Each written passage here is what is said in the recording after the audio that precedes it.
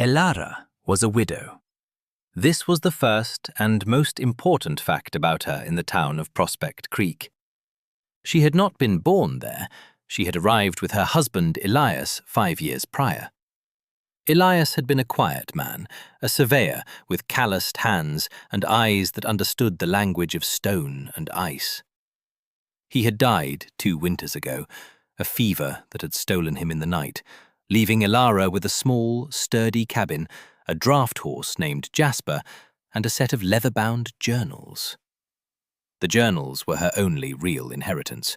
They were filled with Elias's precise, angular script, detailing decades of observations from the far north.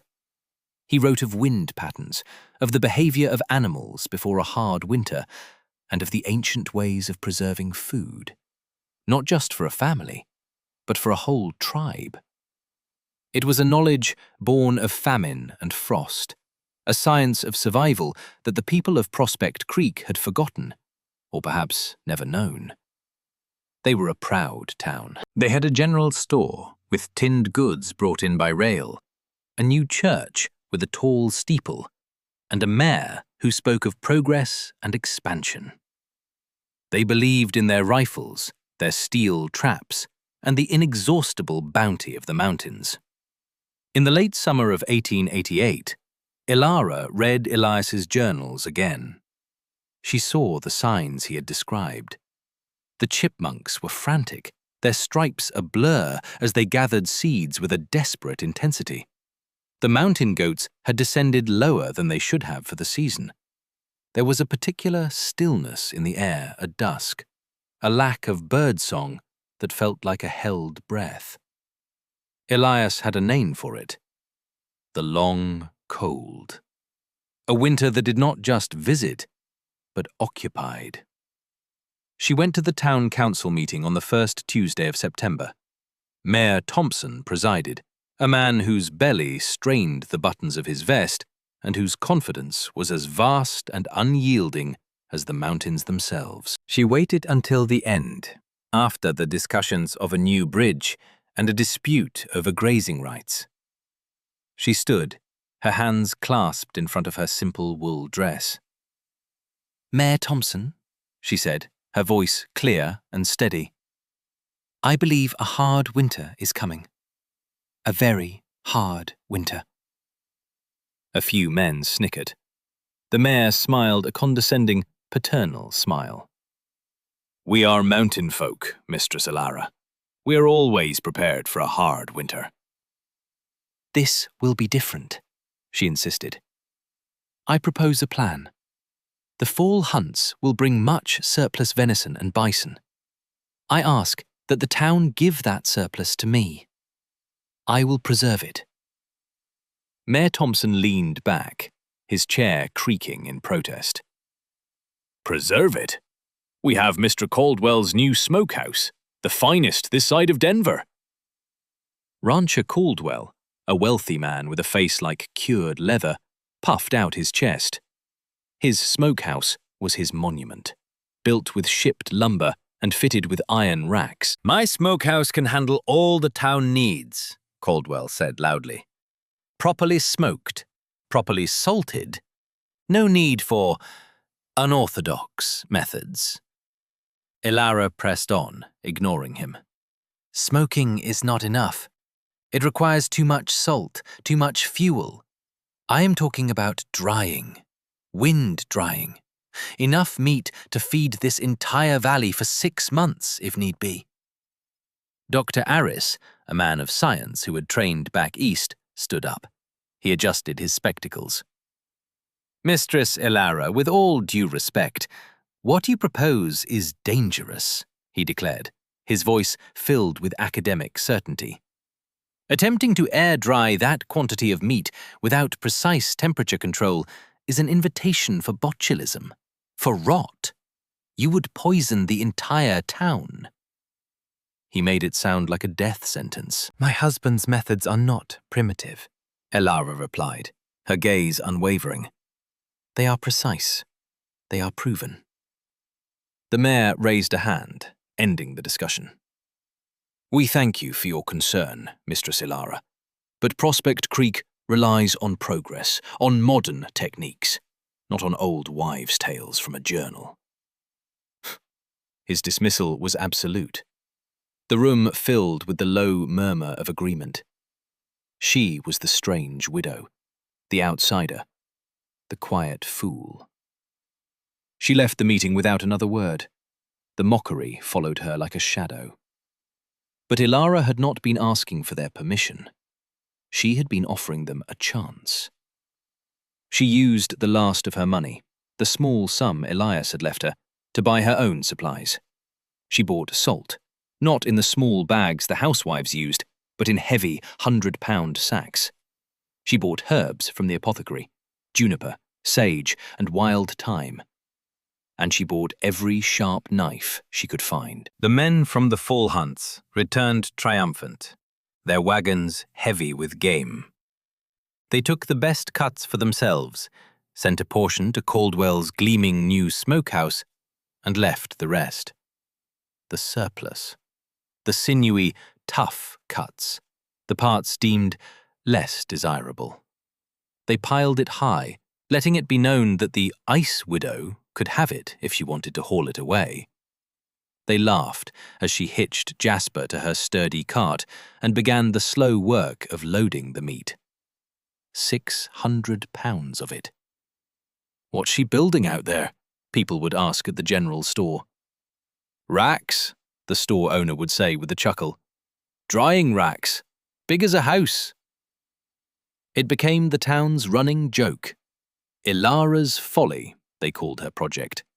When a man made a poor decision at cards or bought a lame horse, his friends would say he was building Elara's Folly. The phrase meant to do something useless, something foolish, with great and pointless effort. She did not care.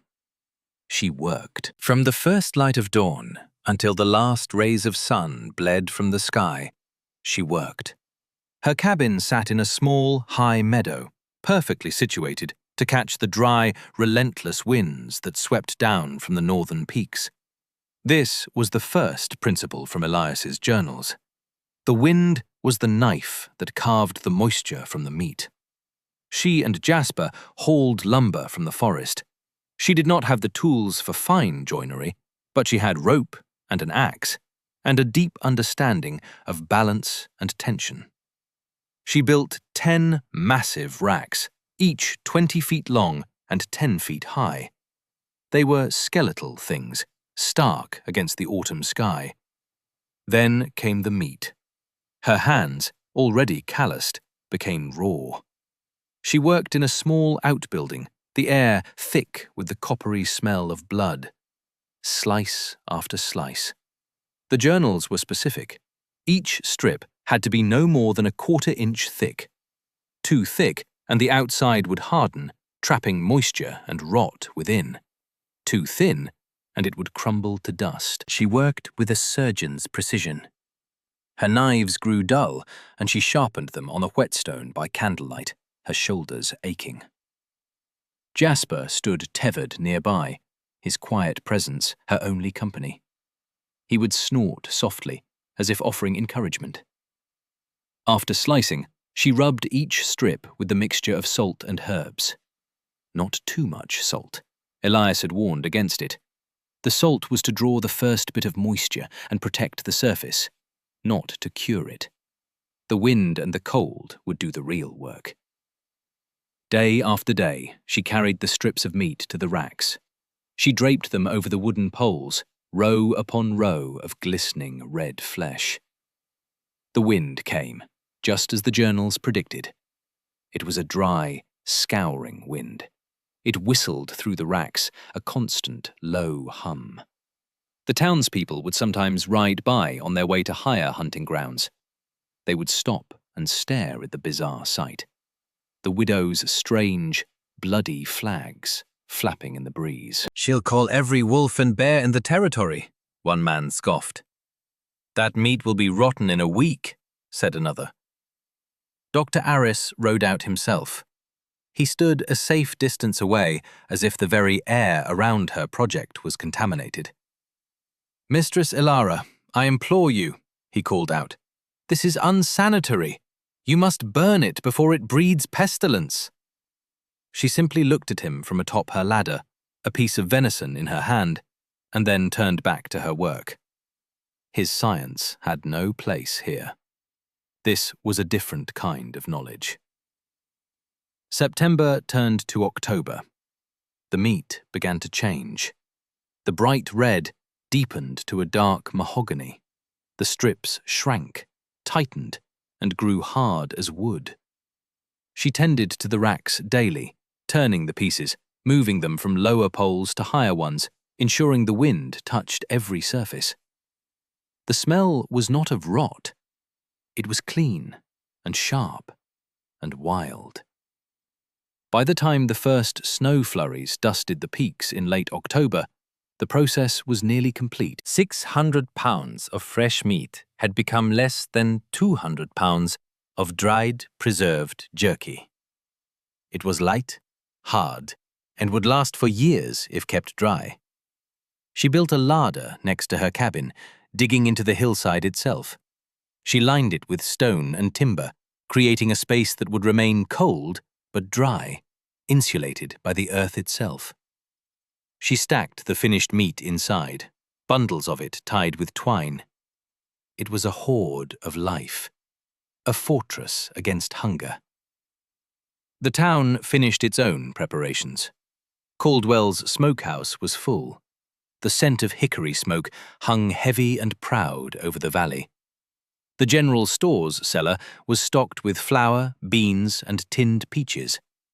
The women of the town had filled their pantries with jars of preserves. They were ready for winter. A normal winter. On the first day of November, Elara saw the final sign. A great flock of Arctic geese flying south. But they were not in their usual V formation. They were a panicked, chaotic mass, flying with a desperate speed she had never witnessed. They flew in absolute silence. No honking, no calls, just the frantic beat of 1,000 wings against the grey sky. Elias had written of this. They are not flying from the cold, the journal said. They are fleeing it, as a man flees a fire. She spent the next week securing her home. She banked earth and sod against the north wall of her cabin, nearly to the roofline. She checked the seals on her larder door. She chopped enough firewood to last for months and stacked it inside, filling half of her small living space. She brought Jasper into the small, sturdy barn attached to the cabin, ensuring he had hay, water, and the meagre warmth of the shared wall. She thought for a moment of riding into town, of standing before them one last time, of screaming a warning. But she saw their faces in her mind. The mayor's sneer, the doctor's condescension, the rancher's smug pride. They would not listen. They would call her mad. They would say the lonely widow had finally lost her senses. Her warning would only become another chapter in the story of Elara's folly. So she stayed. She made her peace with their choices. On November 12th, the world went silent. The wind died. The air grew heavy and thick. A strange, metallic taste coated her tongue. The sky turned the color of a fresh bruise. Then, the snow began. It did not fall in gentle flakes. It came as a solid wall of white, a horizontal blizzard driven by a wind that seemed to be born in the heart of a vengeful god. It was a physical blow. The sound was not a whistle, but a roar, a constant, grinding roar that vibrated through the very logs of her cabin. This was the long cold. For 3 days, it did not stop. Inside her cabin, Elara was calm. The wind screamed over her sod-covered roof, but inside, the sound was a distant, muffled hum. The snow piled up, burying her home until only the chimney pipe was visible. The packed snow became her insulation. A single log in her small stove kept the room warm enough. She ate her simple meals, tended to Jasper, and read Elias's journals by lamplight. In Prospect Creek, it was a different story. The wind found every crack in their well-built, civilized homes. It shattered windows, it tore shingles from roofs. The snow was a weight they had never imagined. On the second day of the storm, the roof of Rancher Caldwell's state-of-the-art smokehouse collapsed. A crack of splintering timber lost in the roar of the wind. Tons of wet, heavy snow crashed down, burying his perfectly smoked hams and bacon, turning his pride to a frozen, useless ruin.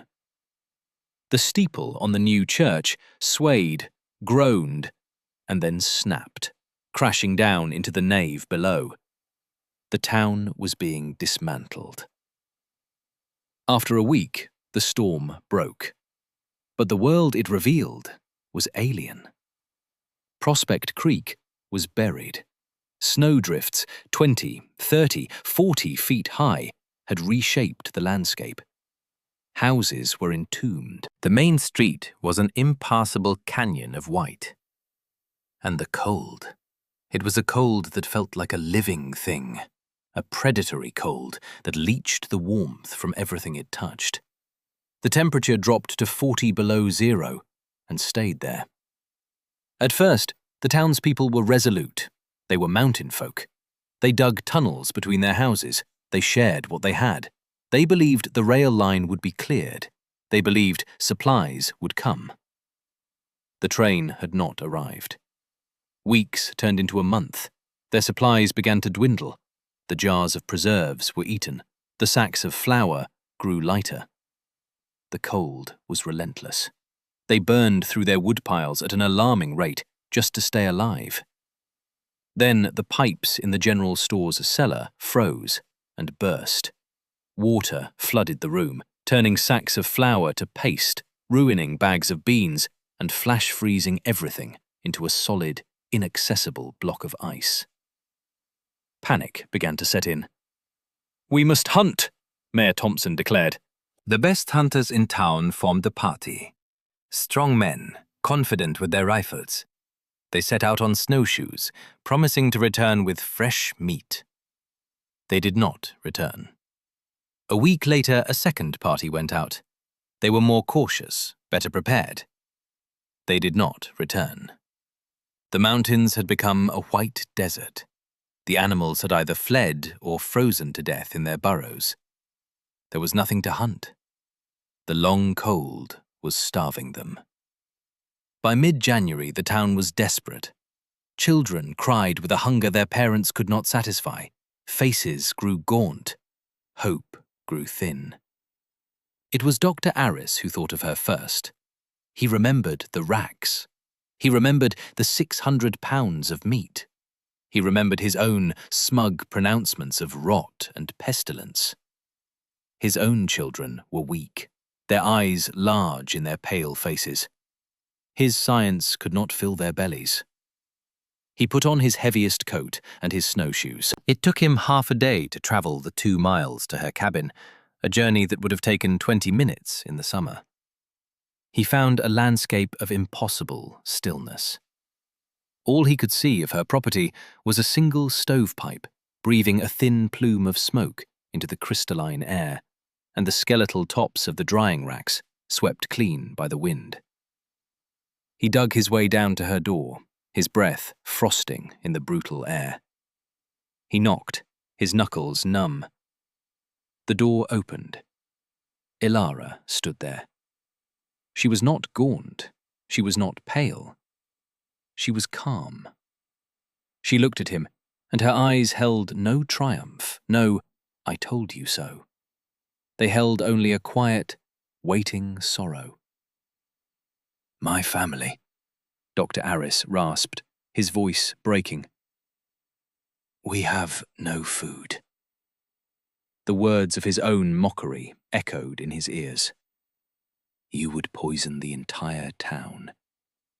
He was here to beg for that poison. Elara simply nodded. She stepped aside and let him in. The warmth of the cabin was a shock. The air was clean, scented with wood smoke and sage. She led him to the larder, unbarred the heavy door, and held up a lantern. He stared. It was a treasure house of survival. Bundles of dried meat were stacked to the ceiling, sacks of dried berries, tins of rendered fat. It was a miracle. She handed him a bundle of the meat. It was heavy, dense. "Tell them to chew it slowly," she said, her first words to him. "It is rich. A small piece is enough." He could not speak. He could only nod, shame and gratitude warring in his throat. He turned to leave, and she stopped him. "Doctor," she said, "send the others. There is enough." He returned to the town not as a man of science, but as a disciple. He carried the meat like a sacred relic. He showed them how a small piece, chewed for a long time, could quell the ache of hunger and bring back a measure of strength. It was not rotten. It was not poison. It was life. The next day, the procession began. A slow, single-file line of the humbled, making their way across the frozen landscape. They came to her door, one family at a time, their faces etched with shame and desperation. She met each one with the same quiet grace. She gave them their portion. She gave them instructions. She did not ask for payment. She did not ask for apologies. She simply gave. The last to arrive were Mayor Thompson and Rancher Caldwell. They, who had been the loudest in their scorn, were the most broken. The mayor's fine clothes hung loose on his shrunken frame. The rancher's proud bluster was gone, replaced by a deep, weary shame. They stood before her, hats in hand, unable to meet her eyes. "Mistress Elara," the mayor began, his voice a hoarse whisper. "We—" He could not finish. She did not make them beg. She gave them their share, the same as all the others, and sent them home. For the rest of the winter, Elara's cabin became the heart of Prospect Creek. She was no longer the outsider. She was the provider. She taught them the wisdom from Elias's journals, how to burn wood more slowly, how to find insulation in the snow itself, how to make a thin, nourishing broth from the dried meat and melted snow. She became their leader, not by decree, but by necessity. Her quiet competence was the only authority left. The long cold finally broke in April. The thaw came slowly, revealing a scarred and humbled town. It also revealed the bodies of the lost hunting parties, frozen solid beneath the snow. The price of their pride had been steep. When the ground was clear enough for the town to gather, Mayor Thompson called a meeting in the town square, beside the ruins of the church steeple. The entire surviving population was there. Elara stood at the edge of the crowd, intending only to watch, but the mayor called her forward. He stood before the town, his face grim. Beside him stood Rancher Caldwell and Dr. Aris. "We have a reckoning to make," the mayor said, his voice carrying in the still spring air. "We were proud, and our pride nearly destroyed us." He looked directly at Elara. "There was one among us who saw the truth, one who had the wisdom to prepare, and we mocked her." He took a deep breath. "We called her work Elara's Folly.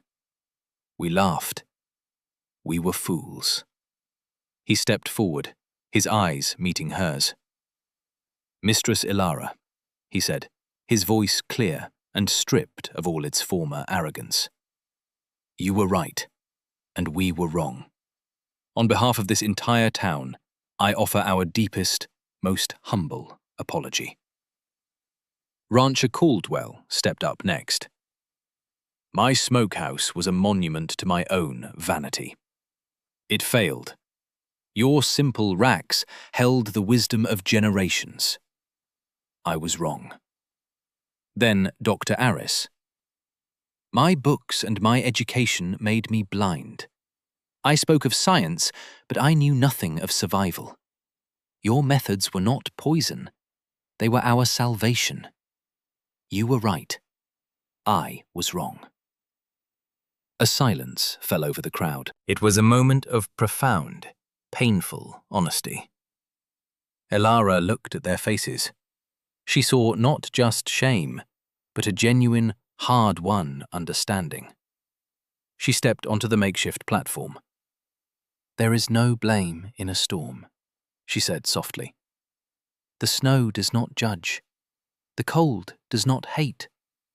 They simply are. Survival is not about being right. It is about listening. She looked out at the faces of the people she had saved.